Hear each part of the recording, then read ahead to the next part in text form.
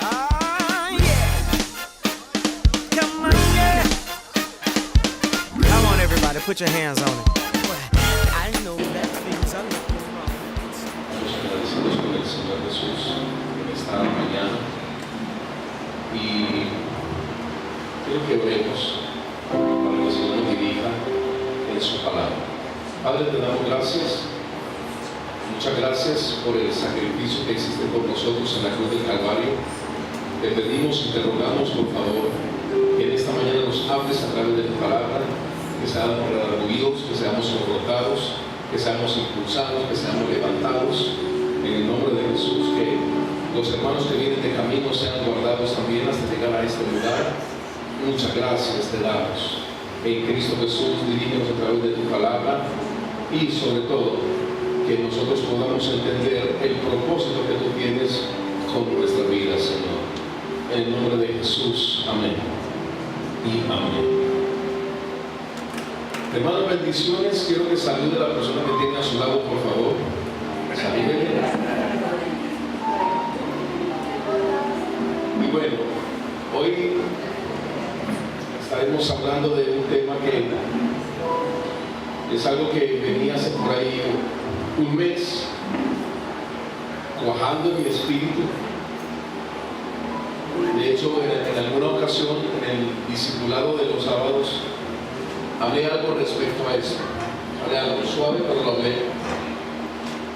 En cuanto a cómo debería ser nuestro comportamiento con el prójimo. Y en el transcurso de esta semana, hasta antier, como que me prendió el foquito, orando y le decía a Dios, ¿y cómo? ¿Y cómo titulo la predicación? ¿Y cómo podría hacerlo? Tenía tantas cosas en mi cabeza, pero no tenía el orden todavía. Apenas pude terminar de hacer el orden ayer como a las 2 de la mañana, terminé de ordenar los pensamientos que Dios había puesto. Y yo quiero que nos ubiquemos, por favor, en el Evangelio de San Lucas, en el capítulo 10, versículo 25. Muy conocido, por cierto. Muy conocido. Ha sido una de las parábolas más predicadas y más enseñadas.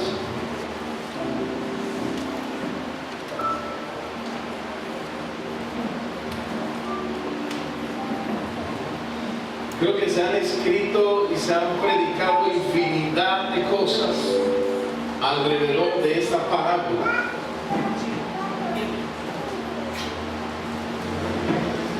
Y creo que se han predicado infinidad de cosas. Todavía tenemos mucho que aprender de lo que nos enseña esta hermosa y tremenda parábola. Lucas, capítulo 10, versículo 25. Y aquí un intérprete de la ley se levantó y dijo para probarle: Maestro, ¿haciendo qué cosa heredaré la vida eterna? Él le dijo: ¿qué está escrito en la ley? ¿Cómo lees? Aquel respondiendo dijo: amarás al Señor tu Dios con todo tu corazón y con toda tu alma y con todas tus fuerzas y con toda tu mente, y a tu prójimo como a ti mismo. Y le dijo: bien ha respondido, haz esto y vivirás. Pero él, queriendo justificarse a sí mismo, dijo a Jesús: ¿y quién es mi prójimo? Respondiendo Jesús dijo: un hombre descendía de Jerusalén a Jericó y cayó en manos de ladrones, los cuales le despojaron e hiriéndole se fueron, dejándole medio muerto. Aconteció que descendió un sacerdote por aquel camino y viéndole pasó de largo. Asimismo un levita, llegando cerca de aquel lugar, viéndole pasó de largo. Pero un samaritano que iba de camino vino cerca de él y viéndole fue movido a misericordia. Y acercándose vendó sus heridas, echándole aceite, vino y poniéndole en su cabalgadura, lo llevó al mesón y cuidó de él. Otro día al partir sacó 2 denarios y los dio al mesonero y le dijo: cuídamele, y todo lo que gastes de más yo te lo pagaré cuando regreses. ¿Quién pues de estos 3 te parece que fue el prójimo del que cayó en manos de los ladrones? Él dijo: el que usó de misericordia con él. Entonces Jesús le dijo: ve y haz tú lo mismo. Hermano, el título de esta predicación es "Y la misericordia". ¿Y la misericordia?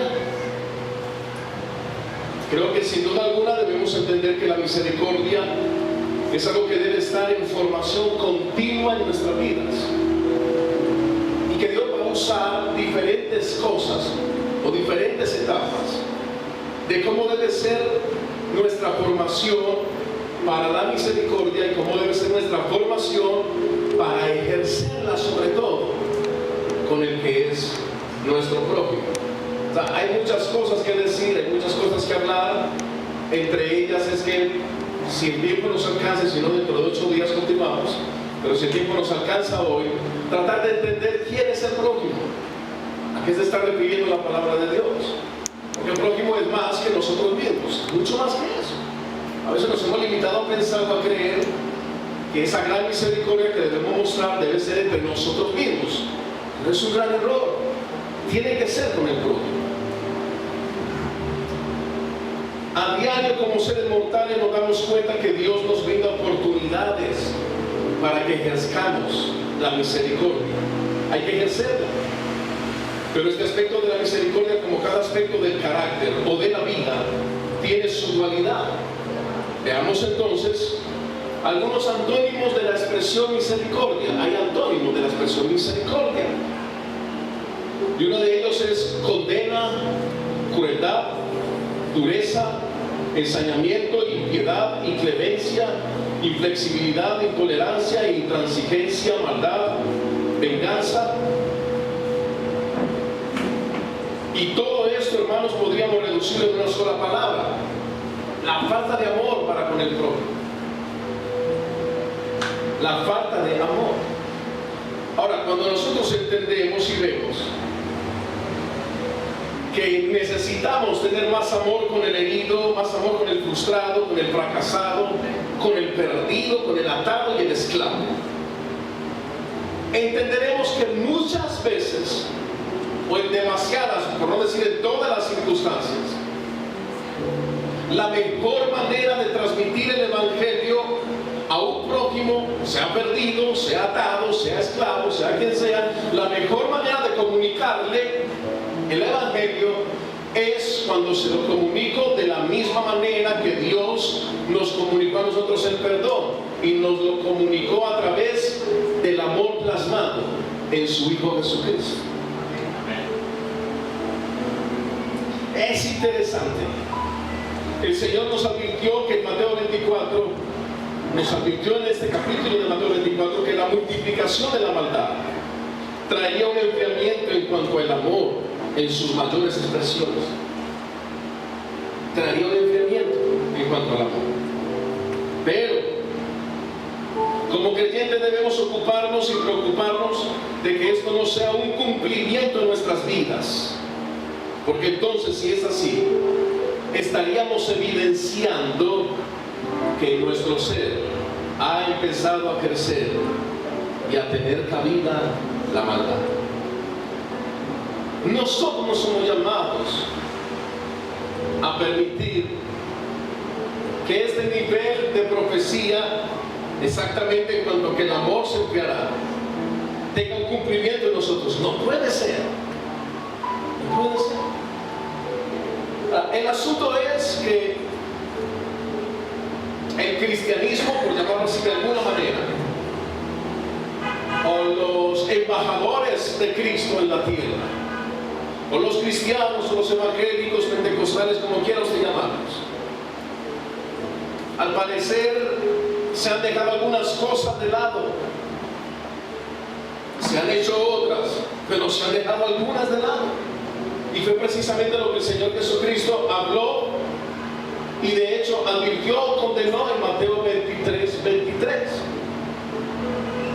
Hay de vosotros hipócritas, fariseos, que diezmáis de la menta, diezmáis, dais, pero dejaste de un lado el amor y la misericordia.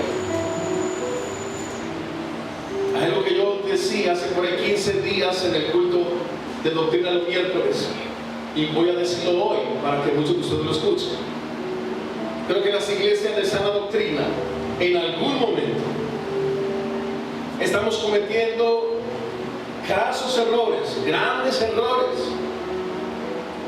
por creer que simplemente al tener la sana doctrina, al no tener manipulación, al no tener todas las malversaciones que se tienen alrededor del mundo en la mayoría de iglesias, nos hemos estancado de no ir más allá en muchos aspectos. En cuanto a la responsabilidad misma de cómo se debería de evangelizar. Porque claro está, cuando alguien quiere evangelizar, tiene algo muy claro. Tiene la claridad de que no quiere que su prójimo vaya al infierno. Y en esa palabra prójimo está encerrado nuestra familia, nuestros amigos, nuestros vecinos. Pero estamos en un tiempo donde la mayoría de iglesias que pregonan tener o pertenecer a la sana doctrina han olvidado la misericordia que deben reflejar y que deben mostrar. Yo hoy estaré hablando acerca de la misericordia alrededor del prójimo como tal. Luego yo quiero desenvolver cómo debe ser la misericordia para con el caído, o cómo debe ser la misericordia para con nuestros hermanos también. Hermanos, sin duda alguna, vamos a desarrollar este tema de manera clara y sencilla. Y vamos a aprender lo que el Señor quiere que aprendamos. Vamos a rescatar la enseñanza que nos deja la actitud del sacerdote y el levita. Claro que sí, aunque ellos no son los protagonistas de esta parábola. O sea, el gran problema es que cuando se ha mirado al sacerdote, que pasa de largo, cuando se ha mirado al levita, que pasa de largo, la mayoría de personas han dicho: no podemos ser como el sacerdote, no podemos ser como el levita. Hermano, el Señor Jesucristo está usando una parábola para hablarle al intérprete de la ley, pero lo que le está mostrando al intérprete de la ley es que el malo no es el sacerdote, el malo no es el levita, el malo es él, el intérprete de la ley, que es el que conoce la ley, pero no está llevando ni siquiera a cabo los preceptos de la misma ley. Porque en la ley se hablaba de tener misericordia también, y lo vamos a ver más adelante. Por todo el tiempo, alrededor de esta parábola, siempre se ha mirado como no podemos seguir el ejemplo del sacerdote, no podemos seguir el ejemplo del levita. Hermano, el ejemplo que no podemos seguir es el del intérprete de la ley. Recuerden que el levita y el sacerdote son solo personajes de una parábola, pero hay un personaje real al que se le está atinando o se le está queriendo comunicar el centro del mensaje que rodea la misericordia que debemos tener. Y ese personaje es el intérprete de la ley, el que conoce las escrituras, el que conoce la Torá, el que sabe interpretar. Ahora, ¿por qué no podemos ver de una manera tan despiadada o tan cruel la vida de el sacerdote y el levita? Hermano, hay algo muy curioso, y es precisamente cuando el sacerdote y el levita pasan por delante de aquel judío apaleado y lo ignoran, siguiendo su camino. Tenemos que entender algo. La reacción del sacerdote es muy comprensible, por eso no podemos verlo como hermano, pero la reacción del sacerdote es muy comprensible. Número uno, era un sacerdote, y si el sacerdote creía que el hombre estaba muerto, el sacerdote sabía que por orden de la ley no podía tocar a un muerto, no podía tocarlo, porque automáticamente sería impuro y tendría que esperar hasta la noche. En la única situación en que se le permitía a un sacerdote tocar a un muerto era si el muerto era un familiar muy allegado a él mismo. Y era de la única manera. Entonces es comprensible la actitud del sacerdote. Es comprensible que no se haya detenido. Es comprensible que no haya ido a mirar qué es lo que sucedía con este hombre. Posiblemente el sacerdote miró y dijo: está muerto y yo no puedo tocar a un muerto. Él se está rigiendo por su ley, por la ley que ha aprendido desde niño. Ahora, otra cosa que podemos ver es que claramente, tanto para el sacerdote o el levita, era muy fácil de notar o deducir y pensar: si me detengo, quizá los ladrones todavía están por ahí, entonces voy a ser víctima también yo mejor sigo de largo. O quizás también podían pensar que el hombre que estaba ahí podía estar fingiéndose moribundo para esperar quién le ayudaba y de esa manera asaltar al que ayudaba. Camino Sangriento era llamado aquel lugar que descendía de Jerusalén a Jericó. Camino Sangriento, hermano, era un camino donde era costumbre que los ladrones y los asalteadores aparecieran en escena para robar, aún para matar, para paliar, para herir, para golpear a quien pasara por ese lugar. Cuando se estudia un poquito acerca entonces de este camino, uno entiende lógicamente por qué el sacerdote no se detuvo y por qué el levita no se detuvo. No es de señalar y criticar y mirar la mala actitud de ellos. Realmente detrás de esa actitud de ellos hay algo que ellos estaban obedeciendo, y era la ley, y ellos pertenecían a la ley. No estaban tan equivocados, no estaban tan errados, ellos estaban haciendo lo que tenían que hacer. Pero el Señor Jesucristo, en su total sabiduría, lo que está haciendo es comunicarle una gran verdad a un personaje que es real, el intérprete de la ley. El sacerdote y el levita hacen parte de la parábola, pero el intérprete de la ley hace parte de la realidad a quien Jesús le está hablando. Continuemos. Del camino que descendía de Jerusalén a Jericó, hermano. La ley entonces establecía que quien tocara un cadáver ensangrentado quedaría impuro hasta la noche. Y alguien impuro no podía participar de los rituales religiosos. Mas aún según las palabras de Levítico 21, 1 al 4, al sacerdote le estaba prohibido todo contacto con un cadáver, no solo antes del servicio del templo, sino también en la vida cotidiana, salvo que se tratara de los restos de parientes más próximos. Si el levita iba como el sacerdote, hermano, si el levita iba como el sacerdote, según Lucas 10:31, de Jerusalén a Jericó, entonces nada le impedía tocar a un muerto en el camino. Pero quizás, y sin duda alguna, el temor del mismo levita al pensar que los ladrones y los asalteadores todavía estaban alrededor, le hizo seguir de largo.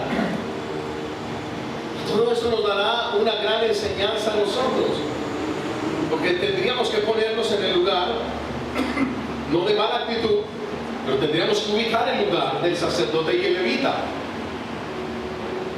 ¿O acaso no le ha pasado a usted muchas veces donde alguien se le acerca por una calle marginada de la ciudad, le pide 100 pesos y usted teniéndolos no los da? Usted dice: no, si yo paro aquí, ¿cuánto me saldrán aquí? No, yo sigo de largo. Yo le digo que no. Le digo: no puedo, no tengo, sigo de largo. No, que a muchos nos ha pasado eso, ¿cierto? Muchos nos ha pasado eso. Hay lugares en Medellín donde no podemos parar, donde quisiéramos hacer misericordia con alguien, pero miramos para los lados y decimos: no, aquí no se puede. No puede. Aquí no se puede. Hermano, para que nosotros podamos entender lo que está sucediendo a partir del versículo 25, es necesario que retomemos todo el contexto del capítulo 10 en el versículo 1. No sin antes yo quererles expresar y contar un dato curioso que me encontré. En el último discurso que Martin Luther King pronunció el 3 de abril de 1968, o sea, el día anterior de su asesinato, y popularizado bajo el título "He estado en la cima de la montaña". Martin Luther King describió el camino de Jerusalén a Jericó de la siguiente manera. Escuche esto. Dice Martin: recuerdo cuando la señora King y yo estuvimos por primera vez en Jerusalén. Alquilamos un automóvil y fuimos de Jerusalén a Jericó. Y tan pronto como llegamos a ese camino, le dije a mi esposa: puedo ver por qué Jesús usó este como el escenario de su parábola. Es un camino sinuoso, serpenteante. Es realmente propicio para emboscar. Ese es un camino peligroso. En los días de Jesús vino a ser conocido como el sendero sangriento o el camino de sangre. Y usted sabe, es posible entonces, hermanos, que el sacerdote y el levita, dice Martin Luther King, viendo al hombre tirado en el suelo, más bien pensaran en las circunstancias de su propia preservación que en ayudar a aquel hombre. O es posible que ellos sintieran que el hombre en la tierra solo estaba también fingiendo y que estaba actuando como si le hubieran robado y herido, con el fin de capturar al sacerdote o al levita, de atraerlos para una incautación rápida y fácil. Y así la primera pregunta que el sacerdote se hizo, la primera pregunta que el levita se hizo fue: si me detengo a ayudar a este hombre, ¿qué me va a pasar? Algo tremendo es que el samaritano, cuando va pasando, se hace la pregunta a la inversa, y es: si no me detengo a ayudar a este hombre, ¿quién sabe qué le va a pasar? ¿Quién sabe qué será de él si no me detengo a ayudar? Hermano, acompáñeme al versículo 1, por favor, del capítulo 10.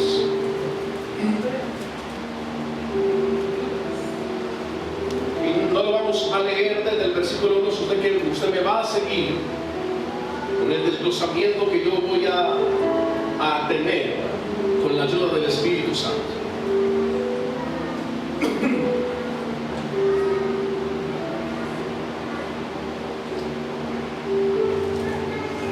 Capítulo 10, versículo 1.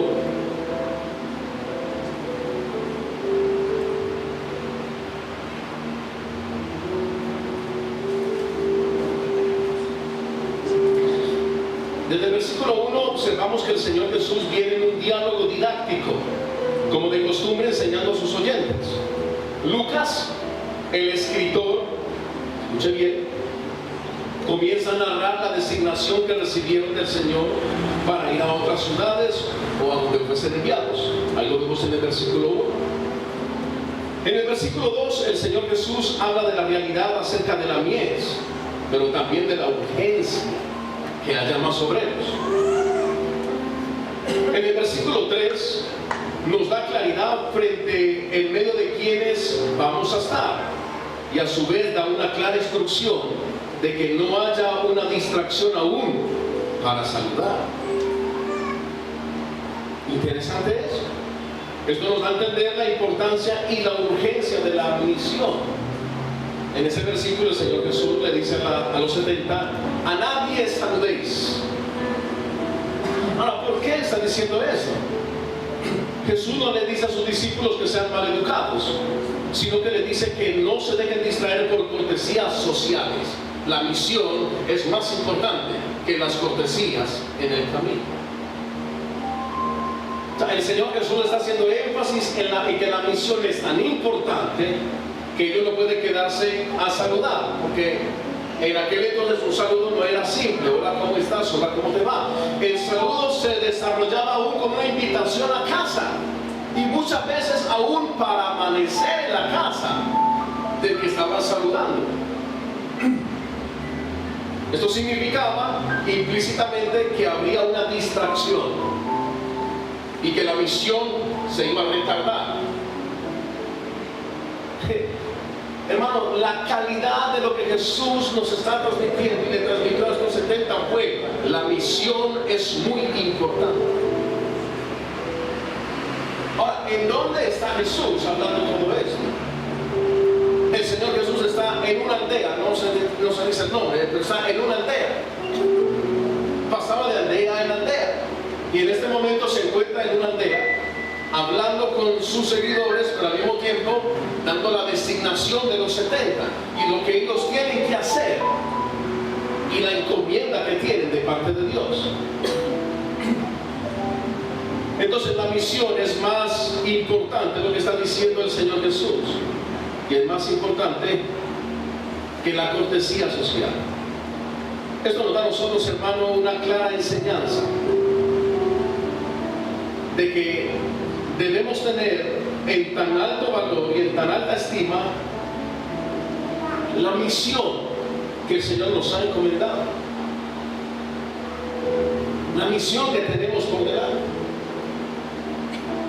el ser objetivos y el no distraernos en el camino, ser objetivos, saber hacia dónde vamos. ¿Sabe cuánta gente, que aquí voy a abrir un paréntesis para traer una ilustración o un comunicado contemporáneo? ¿Sabe cuánta gente se ha detenido en el camino de su vida y de su andar cristiano por ser permisivos consigo mismos? ¿Sabe cuánta gente se ha devuelto? ¿Sabe cuánta gente se quedó estancada en el camino? O sea, el Señor Jesús sabía la advertencia que le estaba haciendo a sus discípulos. No les está diciendo que sean descorteses, no les está diciendo que sean maleducados, les está diciendo sean objetivos con la misión. No hay tiempo de nada más. No hay tiempo de saludar, no hay tiempo de ir a amanecer a otro lugar, no hay tiempo de ser tan corteses, no hay tiempo de quedarse aceptando una invitación para un saludo, no hay tiempo de eso. Y creo que sin duda alguna, una de las cosas que nosotros deberíamos entender es la urgencia de la misión que se nos ha encomendado. La urgencia, la prioridad que debemos tener frente a la misión que se nos ha encomendado del Señor. Hermano, es tremendo ver cómo en este andar de Cristo, en este andar cristiano, muchas personas se han detenido en su camino, quizá con algunos formalismos. ¿Sabes cuántas personas han sido frustradas en su avanzar cristiano? Todo porque un día en su camino ellos fueron sabios en su propia opinión y ellos dijeron: yo no creo que tenga nada de malo que yo haga esto, yo no creo que tenga nada de malo que yo vaya a lugar, yo no creo que tenga nada de malo que yo diga esto, yo no creo que tenga nada de malo que yo vea esto, yo no creo que tenga nada de malo que yo escuche esto. ¿Sabe cuántas personas se han dejado enredar, envolver en lo trivial, en lo vano de esta vida y de este mundo, y aún en los formalismos de este mundo? ¿Cuántas personas se han detenido? ¿Aún cuántas personas no están en el punto, en el nivel de un servicio a Dios como debería ser? Todo porque en algún momento dijeron: yo creo que todavía no. Pero ¿y cuántos años tú llevas? No, yo llevo 20 años de cristiana, pero yo creo que todavía no estoy lista. Te va a agarrar el arrebatamiento y no vas a estar lista todavía, o listo. Oye, llevo 5 años de cristiano, 10, pero todavía no estoy listo. Hay una cantidad de cosas en el avanzar cristiano que se han detenido por causa de ciertos formalismos o aún por causa de algunos temores. En el versículo 4 nos habla de tener desprendimiento y más bien confiar en Él. ¿Qué nos dice en el versículo 4? Léalo. A medida que yo le digo, usted dele una leída a lo que dice el versículo 4.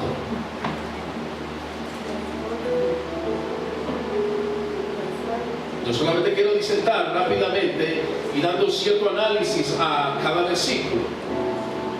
Pero el Señor Jesús está siendo muy claro. Y en el versículo 4 les está diciendo a los 70: no llevéis bolsa, ni alforja, ni calzado, y a nadie saludéis. por el camino.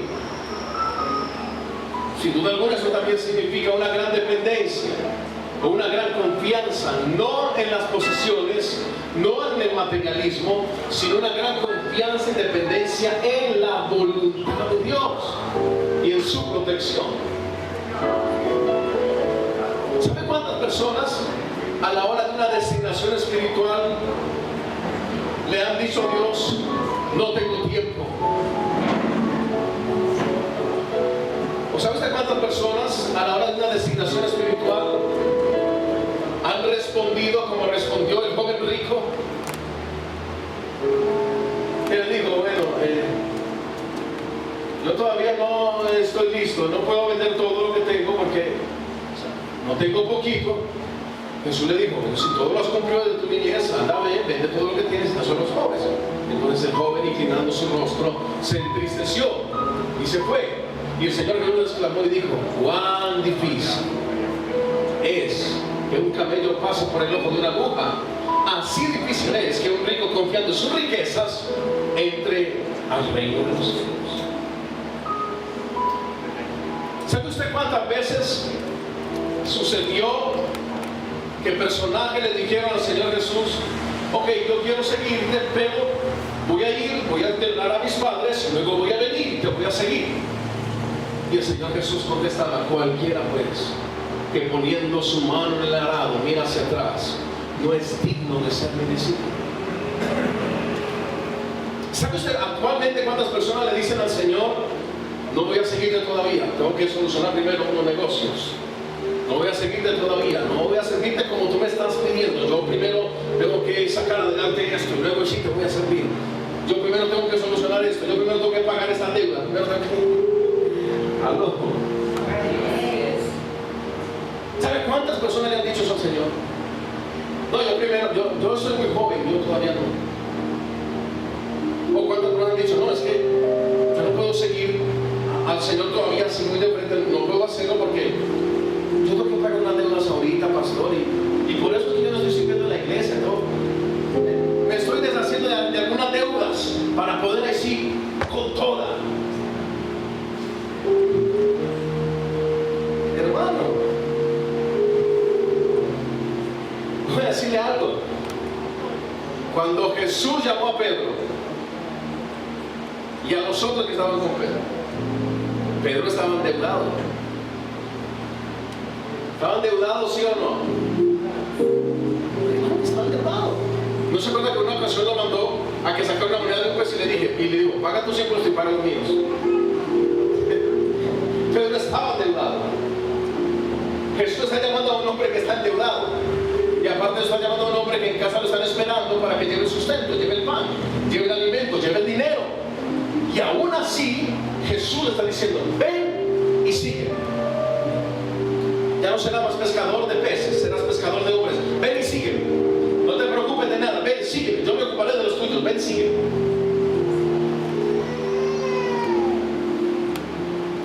Hermano, esa realidad no está muy lejos de lo que vivimos en este tiempo. El Señor Jesús sigue llamando. El Señor Jesús sigue abriendo las convocatorias para los que quieran venir a rendirse a los pies de Él. Para los que quieran entender el poder de la cruz, lo que sucedió en la cruz, el Señor Jesús sigue llamando y las convocatorias están abiertas. Pero mucha gente ha dicho no. Pero lo que es peor, muchos cristianos, muchos hijos de Dios han aceptado el llamado, y tremendo, han aceptado el llamado a la justificación, a la salvación. Gloria a Dios por eso. Pero Dios los ha llamado también a una vida de servicio a Él. Y sabe ellos que han dicho, es que salgo tan cansada del trabajo. Señor, cuando yo tenga otro empleo yo te voy a servir. Salgo tan cansada, salgo tan cansado. No más luego te sirvo. Esa realidad sigue estando latente, hermano. Sigue estando latente. Pero yo creo que no hay mejor oportunidad para servir a Dios que dentro del poco tiempo que no se tenga, se saque tiempo para servir a Dios. continuemos. Entonces, nos muestra una dependencia y confiar en Él en el versículo 4. En el versículo 5 nos da una invitación a que seamos portadores de paz. Hermanos, estamos haciendo todo esto, desglosando en lo máximo, versículo por versículo, para poder entender y para poder llegar al versículo 25, que es donde se desenvuelve la parábola del buen samaritano. En el versículo 5 nos invita entonces que seamos portadores de paz. En el versículo, vamos a saltar al versículo 9, la orden es: y sanad los enfermos que en esas casas hubieron, y decidles: se ha llegado a vosotros el reino de Dios. Sanar a los enfermos en un acto de compasión, pero también recuerda que el reino de Dios se ha acercado. Esta combinación de compasión y proclamación, obra y palabra, debe servir de un testimonio poderoso. La persona hambrienta, a quien se le da de comer; la persona sin hogar, que es alojada; el enfermo sanado; el herido cuyas heridas son curadas. Esta gente se encontrará atraída hacia la persona que les ha ayudado. ¿Cree usted que después de que hagamos una obra de misericordia y que actuemos como verdaderos hijos de Dios, que nos preocupemos en algún momento por la necesidad de nuestro prójimo, no nuestro hermano, no el mejor amigo, no nuestro prójimo, y nuestro prójimo es cualquiera?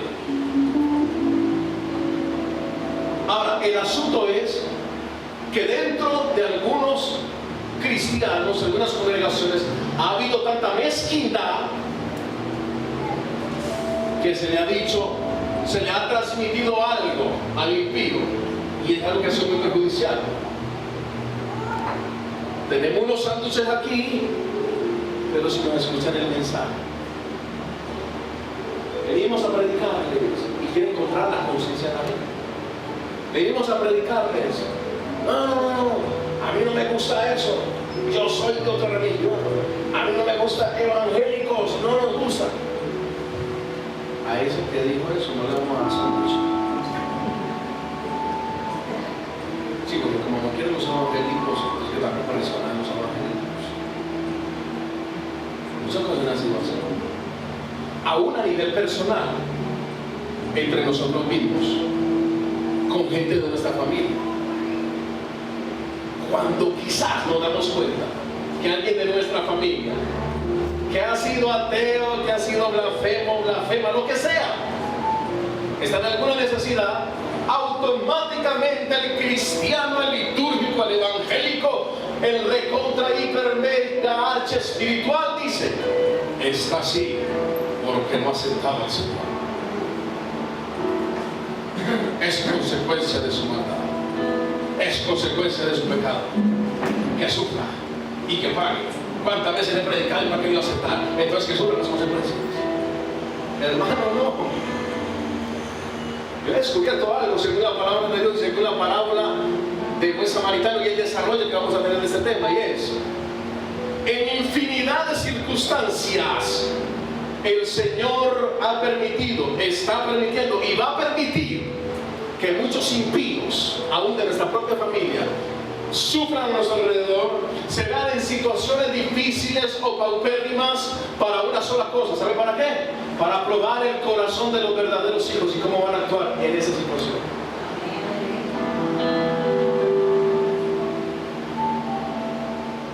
Porque el cuento es muy diferente, ¿verdad? La misericordia que nosotros debemos tenerla con el que es o con el que no es cristiano, con el que acepta o con el que no acepta al Señor, con el que quiere o el que no quiere nada con Jesucristo. La demanda es misericordia hacia el prójimo. Esa es la fuerte demanda que hay. Pero algunos califragilísticos,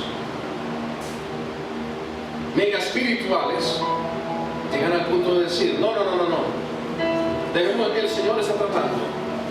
Sí, contigo también. Por el derecho contigo. está tratando con el hombre o con la mujer, con el personaje, a través de las circunstancias, de lo que le falta, de que está pasando hambre, necesidad, lo que sea. Pero por ahí derecho está tratando contigo y conmigo, para ver cómo obramos en ese momento con nuestro prójimo. También está tratando con nosotros. Pero los niveles de espiritualidad de muchos, los grandes niveles, entre comillas, de santidad, porque algunos se sienten tan santos, que lo que dicen es, no, ese hombre está pagando las consecuencias, esa mujer está pagando las consecuencias de haberse alejado de Dios. Hermano, es un asunto que va por aparte. Esto va ligado a la misericordia, es totalmente diferente. El llamado que tenemos nosotros es a la misericordia. Continuemos. Esta gente se encontrará atraída hacia las personas que les han ayudado, porque sin duda alguna, hermano, y también a la fe de esa persona les ayudará. Es importante que en el momento de servir dejemos saber a los que ayudamos que lo hacemos por nuestro amor al Señor Jesús y por querer ser como Él y parecernos a Él. De esta manera es triste ver muchos casos de cómo gente en el mundo que no tiene a Cristo pareciera ser más misericordiosos que los que dicen tener a Cristo. Hermano, esto es algo degradante y es algo triste. Como algunos que no tienen a Cristo pueden ser o suelen ser más misericordiosos que los que leen la Biblia, que los que cantan, que los que gritan con júbilo, que los que aplauden, que los que adoran. Y esto es degradante y es triste, porque no nos estaremos pareciendo al sacerdote, no nos estaremos pareciendo al levita, nos estaremos pareciendo al intérprete de la ley, que conociendo la ley no está haciendo aún lo que la ley habla en cuanto a la misericordia. Y es peligroso. De otra manera, no harán la conexión entre la ayuda que han recibido y el Cristo que nos motivó a dársela. Cuando ayudes a alguien, cuando bendigas a alguien, cuando trates de proveerle a alguien para una necesidad faltante, es importante que allí digamos, no es por nuestro propio amor, no es por nuestra propia naturaleza, es por el amor que Cristo ha puesto en nosotros, es por la compasión que Cristo ha puesto en nosotros, es por eso que lo hacemos. No es porque de nuestra propia piedad salga tal acción, sino más bien porque el amor de Cristo ha transformado a tal punto nuestros corazones que ahora nuestra misericordia no tiene los estándares de la sociedad, nuestra misericordia no tiene los estándares de si me agradecen o si no me agradecen. La misericordia en mi vida no tiene los estándares morales o amorales de la sociedad en que vivimos, sino que la misericordia en mi vida tiene los estándares de Cristo. Y la palabra del Señor dice que Dios tuvo misericordia de nosotros cuando estábamos perdidos en nuestros delitos y pecados. Ahí se remonta automáticamente en este mensaje una palabra tan grande que se llama gracia. Gracia. ¿Merecíamos nosotros ser salvos? ¿Merecíamos que Jesús derramara su sangre por nosotros? No. ¿Merecíamos tener comunión con un Dios tan santo? No lo merecíamos. No éramos dignos. Gracia, gracia. Ha sido por gracia que hemos alcanzado misericordia delante del trono del Señor en el momento oportuno. De la misma manera, si a nosotros se nos dio un favor o un regalo inmerecido, se nos expresó una gracia a nosotros. ¿Quiénes somos nosotros para decir, no voy a ayudar a fulanita, aunque me enteré que no tiene ni para comer, pero no la voy a ayudar porque no se lo merece? A lo que silencio aquí. No se lo merece, yo no la voy a ayudar. Es que ella es una impía. Es que es una mujer adulta, es un hombre adulto. Él no es un borracho, eso es un impío, eso no. Uno le habla de Dios y se burla. Con mayor razón. Cuando llegue la oportunidad de amontonar ascuas de fuego sobre esta persona, cuando llegue la oportunidad de bendecirle, entonces ese borracho o ese mal hombre o esa mala mujer no va a ser tonta. Ella va a decir, de todos los que tenía a mi alrededor, ninguno me ayudó, excepto el evangélico, excepto el cristiano, ese cristiano, del que yo me he burlado, del que yo me he reído, ese fue el que me ayudó.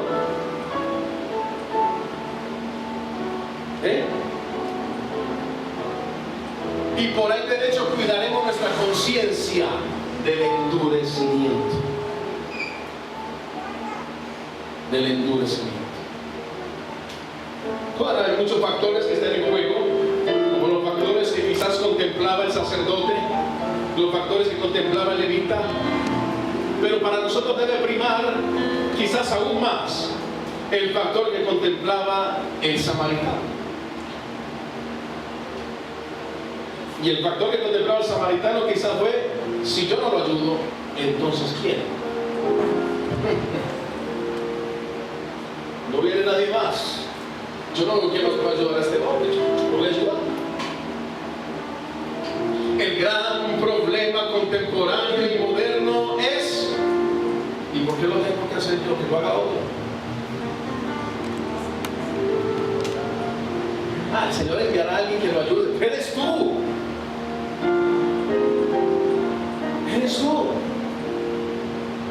Por eso es que a veces Dios permite que nos demos cuenta de algunas circunstancias por las que otros están pasando. Pero el endurecimiento de corazón en algunos aspectos de muchos ha sido eso. No, me di cuenta que fulano está en una situación tan tremenda. Voy a orar al Señor para que el Señor le provea. Tú no tienes que orar, tú tienes que ir y ayudar. La misericordia no se trata de orar o no orar. La misericordia no se trata de teorizar. La misericordia se trata de actuar en el momento que hay que actuar. El asunto es que mucha gente se ha quedado teorizando referente o alrededor de lo que debería ser misericordia. Pero la misericordia no es algo para teorizar, es algo para practicar. Hay que llevarlo a la práctica. Entonces muchos dicen, no, yo voy a orar. Yo voy a orar para que el Señor le provea a usted. Hermano, sí, acompáñeme en oración. A usted que Dios lo escucha más, usted que va a la iglesia y todo. Una situación tan tremenda, no tengo empleo, no tengo. Sí, ayúdeme en oración. Sí, tranquilo, que yo voy a orar para que el Señor provea. En ese momento ese hombre no necesita oración. Necesita de esto. Que lo poco que tengamos, podamos partirlo. Porque es que el asunto de misericordia, cuando el Señor habla de misericordia, nos está dando un punto de referente, es no tenemos que darle a alguien para quedarnos nosotros sin nada. Lo que tenemos lo podemos partir. Entonces le toca la mitad a él y me toca la mitad a mí. La pregunta, ¿me quedo yo sin comer? No, me como la mitad y al otro le doy la otra mitad. ¿Aló? Ese es el punto de la misericordia. Pero hermano, la codicia, la avaricia, el endurecimiento de corazón y sensibilidad ha sido tan fuerte que muchos han dicho, no, si yo le doy parte de mi mercado a fulano, o si llevo parte de mi mercado para la canasta de amor, para la cuña, por si llevo parte de mi mercado para la canasta de amor, entonces yo estaría dando parte de la cena desde el jueves. Ya va a ser jueves y viernes y sábado. ¿Qué hago voy yo. No, yo mejor voy a orar. Que Dios toque a alguien para que lleve buen mercado la canasta de amor. No, ya Dios te tocó a ti para que fueras tú el que trajeras la mitad. O dieras la mitad a alguien que tú conoces. Pero bueno, yo le digo, esos son los pensamientos de los super, mega, archicalifragilísticos espirituales. Ellos creen que todo se soluciona con orar. Y en cuanto a la misericordia, hay cosas que no se solucionan con orar. Hay cosas que se solucionan en el actuar. En el actuar. Yo puedo orar para que Dios provea, pero al mismo tiempo tengo que entender el llamado que Dios me está haciendo a mí. Quizás Dios me está diciendo, ora, pero échale una revisada a tu nevera a ver qué hay para que regales. Ora, pero échale una revisada a tu alacena a ver qué tienes para dar. Ora, pero échale una revisada a tu bolsillo a ver qué puedes entregar. Por la malicia en el corazón ha sido tan fuerte y ha sido tan grande en los cristianos modernos, que por eso todavía nos falta mucho para acercarnos a la iglesia primitiva, al modelo de la iglesia primitiva. Nos falta todavía mucho camino para acercarnos a ellos. Lo dice el libro de los Hechos en el capítulo 2, versículo 42. Ellos partían el pan unos con otros, tenían comunión unos con otros, perseveraban en la doctrina de los apóstoles, en el partimiento del pan. Iban de casa en casa predicando este mensaje. Jesús es el Mesías. Ninguno decía tener lo suyo propio, sino que tenían en común todas las cosas. Todas las cosas. Hermano, ve, esto es un mensaje solamente para creyentes, para cristianos, que aspiramos a tener una mejor conciencia delante de Dios. Porque hay una exigencia sobre nosotros de misericordia. Pero ¿sabía usted que a veces el endurecimiento del corazón se disfraza de espiritualidad, así como se lo he descrito en los minutos anteriores? La dureza del corazón a veces se disfraza como gran espiritualidad. Ve que el fulano está. No es problema mío. Muchas veces le compartí el evangelio y no quiso aceptarlo, entonces sufre las consecuencias. Ve que fulano de tal está pasando hasta hambre y necesidad. Sí. Ahí tiene por no recibir el mensaje que yo le llevé la otra vez. Por no aceptar a Jesús. Por no aceptar el evangelio. Son consecuencias. Y yo no puedo hacer nada. Yo simplemente me hago un lado. Y que las consecuencias no son. Pues esa misma consecuencia es lo que puede actuar. Porque cuando ese impío, sea familiar tuyo, vecino o amigo, vea que la ayuda viene a través de ese evangélico, él va a decir, el único que me ayudó fue el evangelio. Mi familia apareció siquiera. Entonces el Dios de ese evangélico como que sí es muy bueno.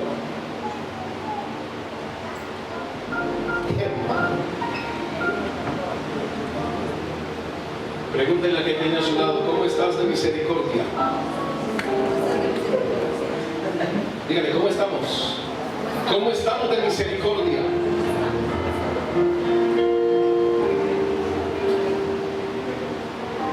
Entonces, si no hacemos el énfasis de que esto lo hacemos movidos por el amor de Cristo, hermano, no habrá conexión entre la ayuda que han recibido o que están recibiendo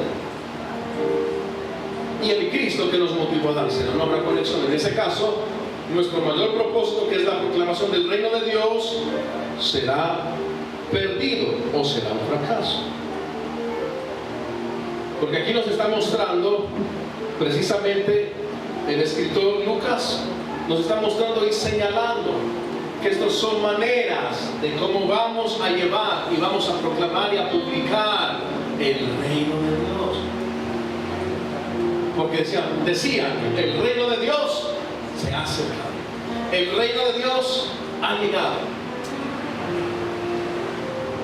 Ya es diferente si la persona quiere aceptar o no quiere aceptar el reino de Dios. Pero mi obrar debe ser en misericordia. En misericordia. Porque, por cierto, Oseas, capítulo 6, versículo 6, vamos a leer Oseas, capítulo 6, versículo 6, conocidos, se me viene ahorita a la memoria. Oseas, capítulo 6, versículo 6.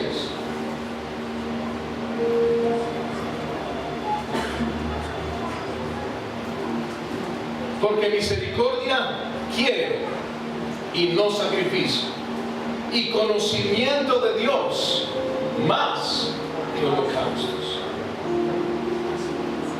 El Señor nos está haciendo un énfasis en la misericordia. Conocimiento de Dios quiero y no sacrificios. Misericordia quiero y no sacrificios. Conocimiento más que holocaustos. Hermano, cuando entramos en el conocimiento de la gracia de Dios y cuando entramos en la operación, porque hay que hacer operación, tenemos que ser operacionales en esta tierra, entonces entendemos que a Dios le agrada más la misericordia que los muchos sacrificios. Ya el sacerdote iba a presentar sus rituales, el levita iba sin duda a alabar y adorar en el templo, era su oficio. Pero detrás de todo eso había un faltante.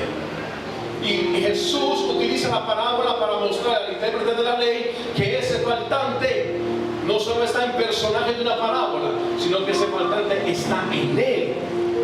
Y entendamos algo. Este hombre viene de estar sentado escuchándole a Jesús todo su sermón y todo lo que está diciendo. Quiere estar ahí como un buen y fiel oyente. Pero Jesús comienza ya a tener algo personal con él. ¿Tú cómo lees? ¿Tú conoces la ley? ¿Tú cómo estás leyendo? Es lo que el Señor le dice.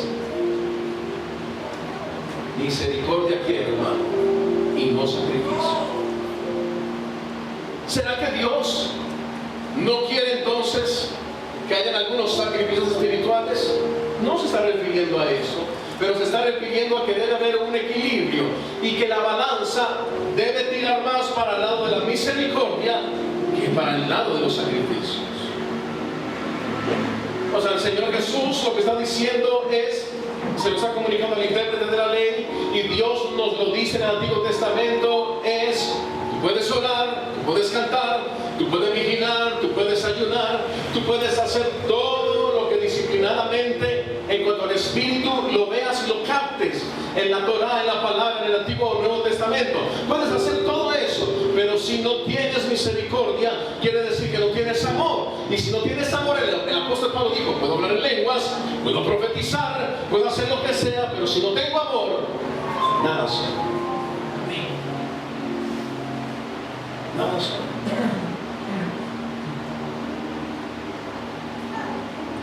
Versículo 11 y 12 nos habla de las consecuencias que tendrán aquellos que aceptan o rechazan el mensaje.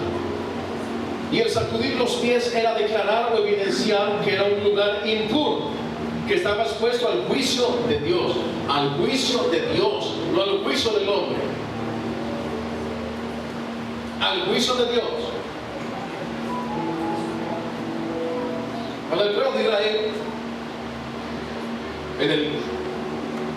en la historia que tuvo el pueblo de Israel con Samuel, que Dios estaba gobernando Israel a través de Samuel, pero era Dios mismo quien estaba dictando a Samuel lo que tenía que hacer. El pueblo de Israel llegó a un punto donde dijeron: no queremos más eso, no queremos más eso, queremos un rey, queremos un rey, queremos un rey, queremos un rey. Samuel va llorando donde Dios le dice: ¿qué está pidiendo un rey? Y Dios que le dice a Samuel: Samuel, tranquilo, relájate, no te están rechazando a ti, me están rechazando a mí. No te están rechazando a ti, me están rechazando a mí. Quiero hacer eso de un paralelo con lo que acabamos de leer. Cuando sacudían los pies, estaban diciendo: el lugar es impuro, y está expuesto al juicio de Dios, al juicio de Dios. Ahora, desde el momento que sacudían los pies, de ahí para adelante, como Dios ha sido un Dios siempre de segundas oportunidades, sin duda alguna muchos de ellos luego fueron alcanzados por el trabajo que hicieron los apóstoles, y aún el mismo apóstol Pablo, muchos fueron alcanzados. Es ahí donde un creyente tiene que entender que cuando alguien rechaza a Jesús, no lo está rechazando a usted, está rechazándolo a Él. Pero quizás van a pasar años donde esa persona que 20 años atrás rechazó a Jesús a través de usted, 20 años más adelante lo aceptó. Entonces, ¿cómo quedamos nosotros si estamos evangelizando a alguien, si le estamos transmitiendo el mensaje de la cruz a alguien, pero esa persona dice, no quiero nada con eso, no me gustan los evangélicos, yo soy católico, los católicos somos los buenos cristianos, y toda esa cabeza, ¿qué va a suceder donde el cristiano actúa de la siguiente manera? Hoy usted entra en maldición, hoy usted queda maldito, hoy endemoniado, sin vergüenza, usted está mal delante de Dios. Hermano, ¿cómo queda el evangélico si en 5 años más adelante o 10 años se da cuenta que ese al que él juzgó y al que él condenó, hoy en día es más cristiano y mejor cristiano que él mismo? ¿Cómo queda el evangélico? El cristianoide, ¿cómo queda? Por eso ellos quedaban, cuando los 70 sacudían sus pies, decían, este lugar es impuro porque acaban de rechazar, pero este lugar queda expuesto al juicio de Dios, al juicio de Dios. Hermano, nadie en esta tierra que no acepte nuestras palabras, que no acepte nuestra predicación, que no acepte lo que estamos comunicando del Evangelio, nadie que no lo haga a nuestra manera, ninguno de ellos puede quedar expuestos a nuestro propio juicio. Tienen que quedar expuestos al juicio de Dios, no. La luz vino a este mundo, pero los hombres amaron más las tinieblas que la luz. Ellos pertenecían a las obras de las tinieblas. Entonces, Jesús demandará a ellos que cuando fulano o fulana les predicó, ellos no quisieron aceptar. ¿Quién se lo demandará? Jesús. ¿Quedará bajo el juicio de quién? De Jesús, no bajo el juicio nuestro. Pero aquí viene otro gran problema moderno.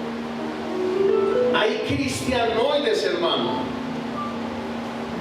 que quisieran tomar hasta el lugar de Dios, hasta en eso. Y es más, se pegan unas indignadas tremendas. Claro, una cosa es la indignación, una cosa es el celo, y eso lo vamos a ver más adelante. Pero hay gente que a la hora de ver los pecados del prójimo, ellos se indignan tanto, pero qué bueno fuera que ellos se miraran a un espejo y se indignaran con sus propios pecados también. Ellos son muy condescendientes con los pecados del prójimo, pero con sus pecados favoritos son muy condescendientes. Con los pecados del prójimo es el juicio de Dios va a venir. De Dios nadie se burla, el juicio de Dios. Pero con ellos mismos ellos son, Señor, ten misericordia de mí, me falta tanto. Me falta tanto, Señor, ten misericordia. Pide misericordia no solo para ti, pide misericordia para tu prójimo también.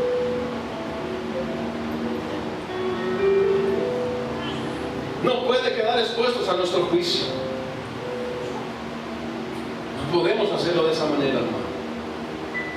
Total, cuando alguien rechace el mensaje de la palabra dado a través de tu boca, no te están rechazando a ti, lo están rechazando a él. Pero hay gente que se ofende y entra hasta en contiendas. Hermano, los cristianos que hay en este tiempo, por montones, entrando en contiendas o entrando en esos debates virtuales. A mí cada ratito, cuando menos pienso, resulto metidos en grupos. Como cualquiera que sea amigo de uno, en Facebook lo puede meter a en grupos de debate. No soy ahora para contender. Me salgo de una idea. Pienso, ¿quién me habrá metido en esto? Cuando menos llega la notificación, te han te han unido o te han incluido al grupo Debates Católicos versus Cristianos.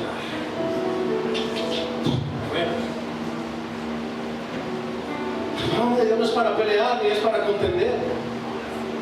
No voy a contender con nadie. Y hay mucha gente que metiéndose en todos estos grupos de debates, lo que han hecho es alterar su propio espíritu. Porque cuando ven, no, que es que tal santo esto, tal santo aquello, tal santo, entonces ellos entran en una indignación, es que tan grande, ¿cómo así? Y le vas a escribir así no es, porque hay un solo Dios, hay un solo mediador entre Dios y los hombres, Jesucristo, hombre. La cosa termina con un tinte tan incómodo, tan maluco, que terminan ofendiéndose a nivel personal.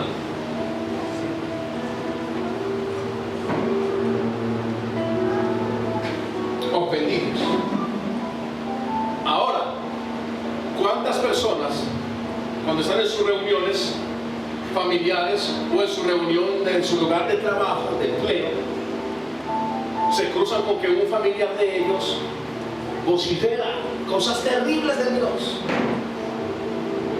Y ellos es que se indignan mucho, se indignan tanto que el rostro se les sonroja del aire y de la rabia. Y dicen, es que a mi Dios no lo tratan así.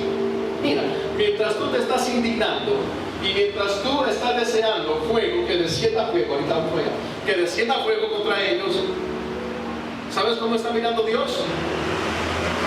Con amor y misericordia. Con amor y misericordia. Es curioso. Unos capítulos atrás, creo que en el capítulo 9 o 8, no lo recuerdo bien, ellos están predicando en una villa samaritana con el Señor Jesús. Todos los seguidores, los 70 y los 12, están predicando en una villa samaritana. Todos rechazaron a Jesús. Todos rechazaron el mensaje de la palabra. Y vinieron Juan y Jacobo, Señor, ¿cómo es posible que te van a rechazar? Oramos para que descienda fuego, mandamos que descienda fuego ahorita mismo y los consuma a todos por sinvergüenzas, endemoniados y por rechazarte. El Señor Jesús dice, momentico, ¿de qué espíritu sois? Paren ahí. ¿De qué espíritu sois? O sea, ¿quién oraba y descendía fuego? Elías. Jesús lo que está diciendo es, ¿soy del espíritu de Elías o soy del espíritu mío? Porque si soy del espíritu de Elías estáis equivocados. Pero si soy del espíritu mío, aprended de mí, que soy manso y humilde de corazón. Tremendo. Aprended de mí, que soy manso y humilde de corazón. Y sin duda alguna, una de las maneras como Dios ha probado nuestro carácter y nuestras acciones ha sido a través de los más cercanos a nosotros. ¿Sí o no? Ha sido a través de nuestra propia familia. Porque voy a decirle algo. No hay mejor manera de Dios cambiar nuestro temperamento, cambiar nuestro carácter, cambiar nuestras actitudes, que cuando Dios nos permite lidiar con situaciones, aún con nuestra propia familia y los que viven con nosotros. O los vecinos, o el amigo. Ahora, si tú eres de los que le dice a Dios, Señor, cámbiame, moldéame, transfórmame, es que yo no quiero esta manera de ser, yo no quiero este carácter, yo no quiero ser tan explosivo, yo no quiero ser tan impulsivo, yo no quiero ser... ¿Cuántos han hecho esas oraciones? Yo las hago muy seguido.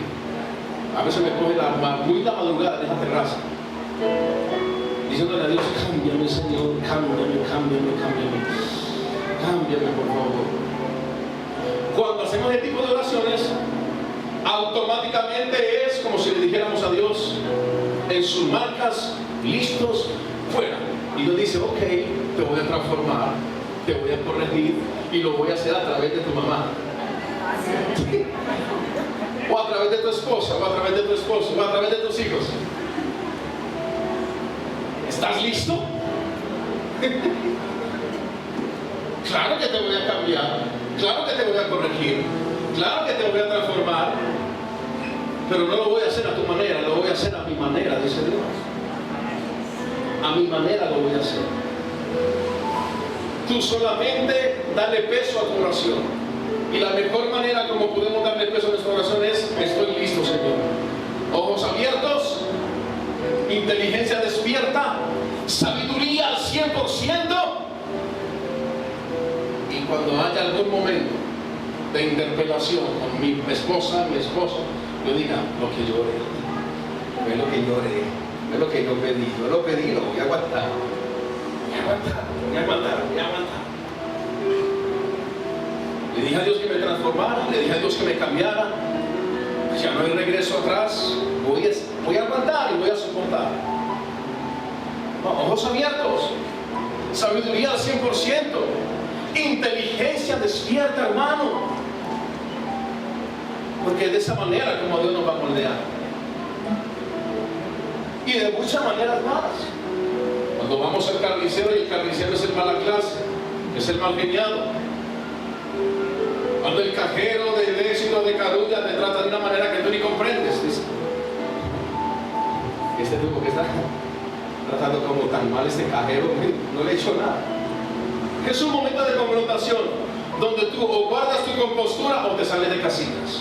Si guardas tu compostura, estás siendo transformado. Si te sales de tus casillas, estás perdiendo el propósito de Dios en tu carácter. Pero al parecer, a veces somos más conscientes y más condescendientes para aceptar la formación de Dios a través de los de la calle. A través de los de la calle. O sea, qué curioso. En ocasiones podemos lidiar más con gente de la calle, gente que no amamos, o sea, no lo amamos de una manera como amamos a nuestra familia, ¿o sí?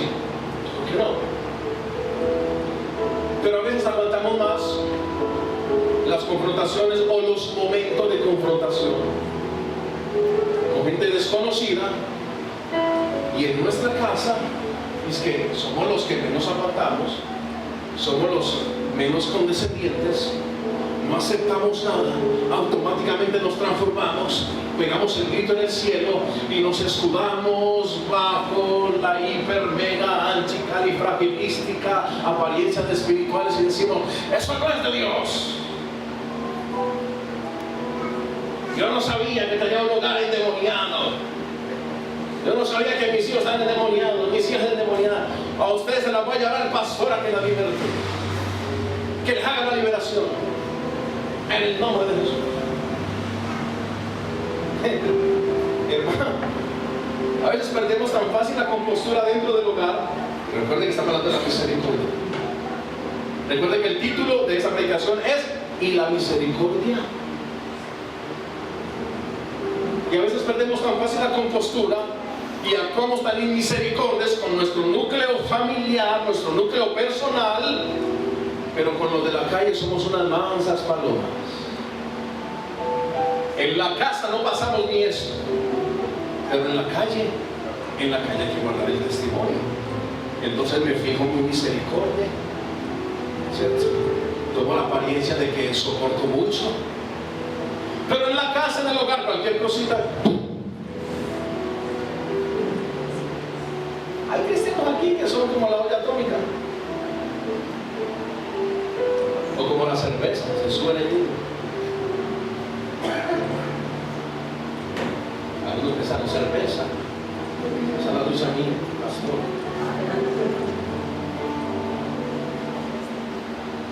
Hermano, situaciones vendrán para que nuestro carácter sea probado. Situaciones vendrán para que nuestra misericordia, el estándar de misericordia, el nivel de misericordia de nosotros sea evidenciado, si está abajo o si está arriba. Pero esas circunstancias vendrán, en su mayoría de veces y de tiempo, vendrán a través de los que nos rodean. y tenemos que estar listos para ello, ¿no? ¿Cómo es posible que podamos ser más condescendientes, más misericordiosos con la gente de la calle, con la gente de afuera, que con los de adentro, los de mi casa, los de mi hogar? Hemos sufrido juntos, hemos llorado juntos, hemos pasado hambre juntos, hemos pasado necesidad juntos. ¿Sí o no? ¿Sí o no? ¿Estoy equivocado? ¿Qué? ¿Cierto que sí? ¿Cómo vamos a permitir que tengamos un comportamiento de tiranía dentro del mismo hogar? No podemos permitir esto. Hermanos, estamos hablando de la misericordia. Quiero dar mi puntada final por hoy. Bien. Cuando dice el reino de los cielos ha llegado a vosotros, versículo 11. Acepte o rechace el oyente este mensaje, este hecho permanece. El oyente será responsable por su respuesta.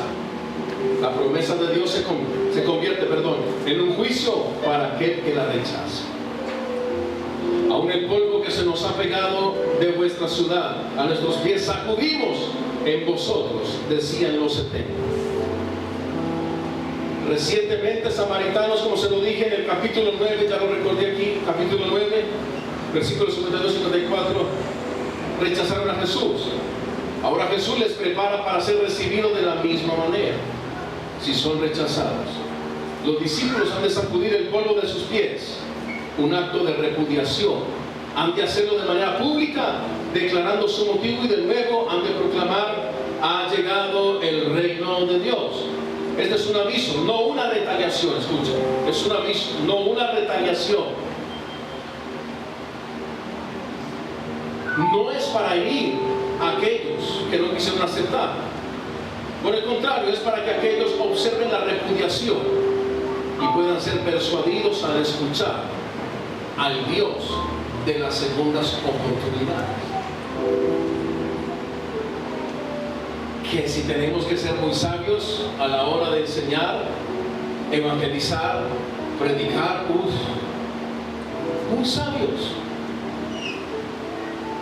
Porque cuando nos rechacen, no nos rechazan a nosotros, rechazan a Dios, rechazan al Señor, y estarán expuestos al juicio de Dios, no al juicio nuestro. Le reitero, no al juicio nuestro. Nosotros no somos quien para enjuiciar a nadie cuando no aceptan la palabra de Dios.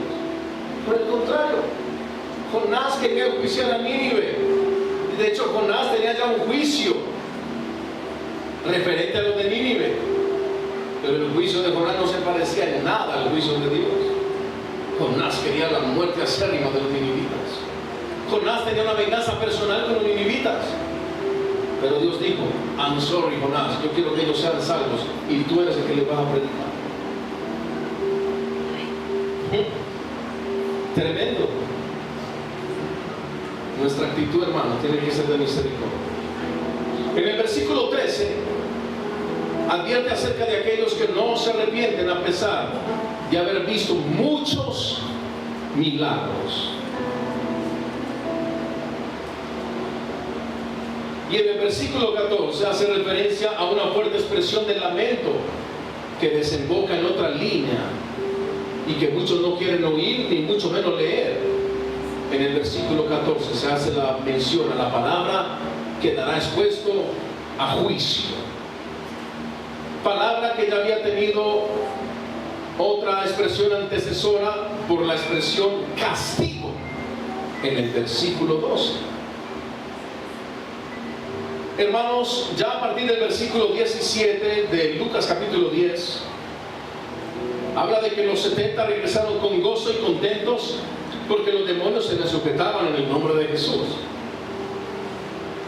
Pero el Señor les hace referencia de que Él vio la expulsión de Satanás desde el mismo cielo, y a su vez vio la derrota presente y definitiva de Satanás a través de su ministerio y su misión en la tierra. Recuerde que el desglosamiento que estoy haciendo de estos versículos es para poder llegar y desembocar al versículo 25, que es la parábola del buen samaritano. Hermanos, por hoy vamos a parar. Vamos a concluir acá y dentro de 8 días continuaremos con los versículos que nos faltan y ya entraremos en materia en cuanto a la parábola del buen samaritano. Oremos y démosle gracias al Señor. Padre Celestial, te damos gracias en esta mañana. Muchas gracias te damos por tu amor, por tu misericordia, Señor, por tu bondad.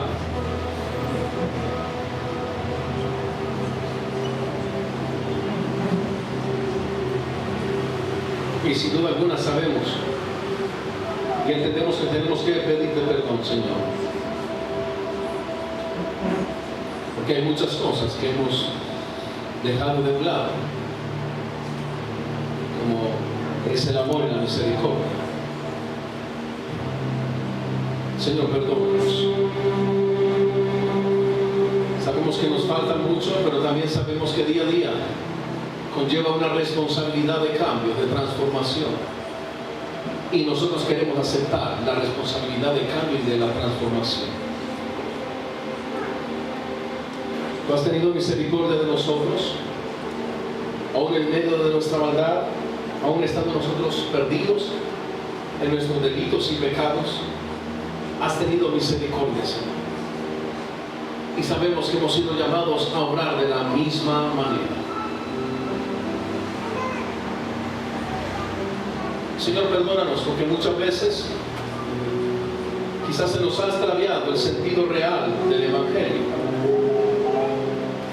Y el Evangelio no es pedir juicio a diestra y a siniestra. El Evangelio ni siquiera es algo conceptual. El Evangelio es una persona y es el Señor Jesucristo. Y el Señor Jesucristo fue claro cuando dijo: yo no he venido para condenar el mundo, he venido para que el mundo sea salvo. Señor, ayúdanos a tener una postura de misericordia sobre esta tierra, a tener una postura de misericordia con nuestro prójimo, nuestro semejante, nuestros hermanos, nuestros amigos, nuestros familiares.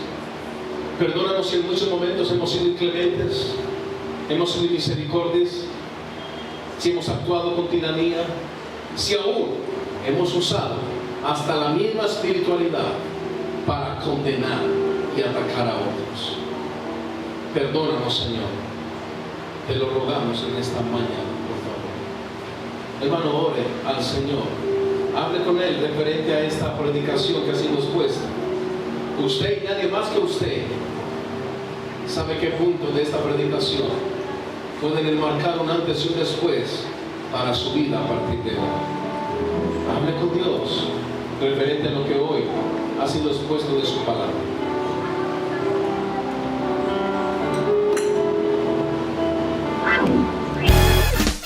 Ah, yeah. Come on, yeah. Come on, everybody, put your hands on it. I know that things are looking wrong.